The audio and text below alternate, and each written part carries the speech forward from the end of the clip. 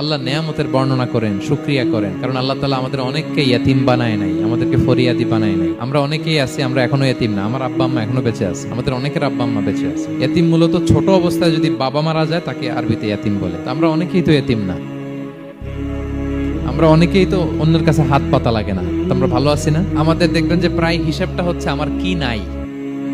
আমাদের হিসাবটা কি কি নাই, কি যে আছে এটা হিসাব করে কুলানো যাবে না। ঠিক যেই মুহূর্তে এখানে বসে আমরা এই চমৎকার ইফতারি নিয়ে বসে আছি, ঠিক একই মুহূর্তে দেখবেন হসপিটালের আইসিইউতে শুয়ে শুয়ে কাতরাচ্ছে অনেকে। ঠিক এই মুহূর্তে কিডনি ডায়ালিসিস চলতেছে, দেখছেন? কিডনি পেশেন্ট এদিকে ছিদ্র করে ব্লাড সব বের হয়ে রিফাইনিং হয়ে আরেক দিক দিয়ে ঢুকে। ওর চিৎকার শুনলে, বার্ন ইউনিটে গেছেন কখনো?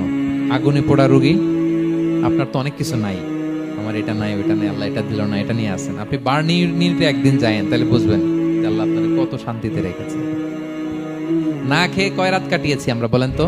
কত লোক বাড়ি ভাড়া পরিশোধ করতে পারে না, ঋণের বোঝায় জর্জরিত, দুরারোগ্য ব্যাধিতে আক্রান্ত, ক্যান্সারের লাস্ট স্টেজে।